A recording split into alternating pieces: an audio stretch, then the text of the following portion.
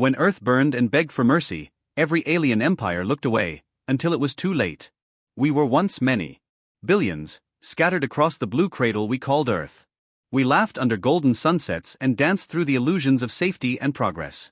For centuries, we believed we were alone, too small, too fragile to be noticed by the vast, cold silence of the universe. That belief gave us comfort. It gave us the illusion of control. But we were wrong. The universe was not empty. It was full, crowded, ancient, and watching. They knew of us long before we suspected their existence. We were the noise in their long, quiet order. We were the anomaly. And when we began to stretch beyond our atmosphere, launching satellites and whispered signals into the void, they turned their gaze upon us, not with curiosity, but with judgment. First came silence. Then shadows. Our deep space probes went missing, one by one, vanishing into blackness with no trace. Communications were intercepted, distorted. Scientists called it interference. The governments denied everything. The people speculated, joked, even celebrated the possibility of alien life. But it wasn't celebration we deserved. It was warning. A warning we ignored. And then, the harvest began. It was not an invasion, not in the traditional sense. There were no fleets blotting out our sky. No warnings. No demands. It started with the disappearance of our outer colonies on Mars and Europa. Entire research stations, gone, scrubbed clean, as if they had never existed. The few messages that escaped were fragmented, garbled. Screams. Static. Pleas for help. We sent rescue missions. They never returned. Earth's governments tried to hide it.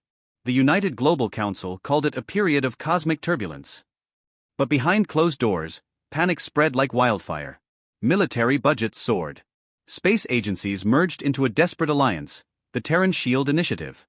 It was too late. They struck from the dark, not with brute force, but with precision. They dismantled our infrastructure. Orbital defense platforms failed without explanation. Satellites began crashing into the oceans. Communication grids went offline. Power stations flickered and died. Our global network, our greatest strength, was turned against us. They were called the Valari. We didn't give them that name, they whispered it into our minds during the first contact. Not through words, but through emotions. Dread. Finality. Superiority. The Valari were not conquerors. They were erasers, an ancient species that believed in balance through extermination. To them, we were chaos. Fire. Expansion without restraint. In their eyes, we were a disease the galaxy could no longer ignore. And so, Earth screamed. We cried out to the stars, to the civilizations we had speculated about for centuries. We sent desperate signals in every known frequency, encoded in every language, begging for help. We offered knowledge, culture, peace. We even offered servitude. But the galaxy did not answer. The stars turned silent. Because they were afraid. The Valari were old, older than any other known race. Their fleets were not machines, but living constructs of metal and organic matter, pulsing with ancient purpose. They had erased entire worlds before. The other species knew this. They had watched. They had survived by staying silent, unseen. We were the fools who shouted. The first direct assault on Earth was surgical. Valari constructs, massive serpent-like ships, descended into low orbit and released waves of what we called void fire. It was not fire in the traditional sense. It consumed not only matter, but energy, light, and time itself. Cities collapsed in moments, frozen in their last screams. Beijing, New York, Lagos, Sao Paulo, all gone. Billions perished in days. But humanity, we are not known for dying quietly. From the ashes of our ruins, a resistance formed. Not led by governments, but by the remnants. Survivors. Scientists. Soldiers. Civilians. They were bound not by nations, but by the shared fire of loss and rage. We called them the last choir, because when the world screamed, they answered in unison. Our weapons were useless against Valari tech. Bullets passed through them. Missiles detonated prematurely. Even our nuclear arsenal, deployed in desperation, was swallowed by their gravity distortions. So we adapted. We learned. We turned to what made us unique, not our strength, not our size, but our defiance. Our chaos. Our unpredictability. A scientist named Dr. Helena Voss discovered that Valari neural fields reacted negatively to certain emotional frequencies: rage, grief, hope. Things the Valari had long erased from their own evolution. They did not understand passion. They feared it. We weaponized it. Neural shock devices were developed, pulsing waves of human memory and feeling. Small teams carried them into battle, suicide squads, volunteers with nothing left to lose. They would activate the devices in close proximity, unleashing blasts of raw, human emotion. And for the first time, Valari bled. The tide did not turn. But it slowed. The Valari retaliated with cruelty beyond comprehension. They erased our oceans.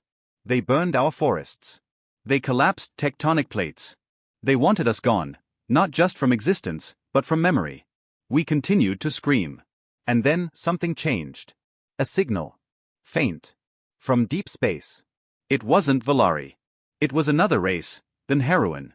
They had remained hidden for centuries, but something in our suffering stirred them. Our pain had reached them. They did not offer weapons. They did not offer sanctuary. But they offered knowledge. They taught us how to pierce the Valari hulls with gravitic resonance. How to shield our minds from their psychic invasions. How to hide in folds of reality the Valari could not see. It was not salvation. But it was enough. Enough to survive.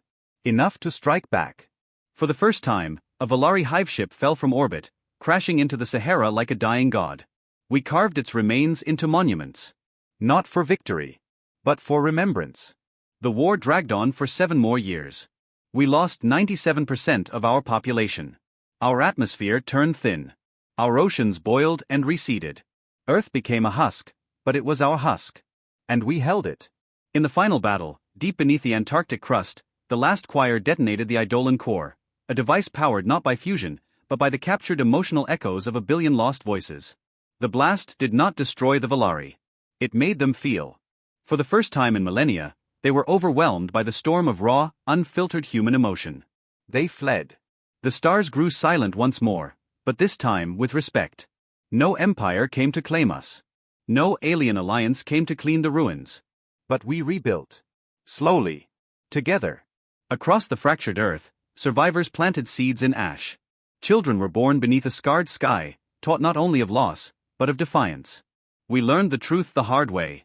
The universe is not kind. It does not reward innocence. It does not protect the weak. But it remembers those who scream loud enough. We were ignored. Betrayed. Abandoned. But we did not vanish. We are humanity. And now, we are the noise the universe will never forget.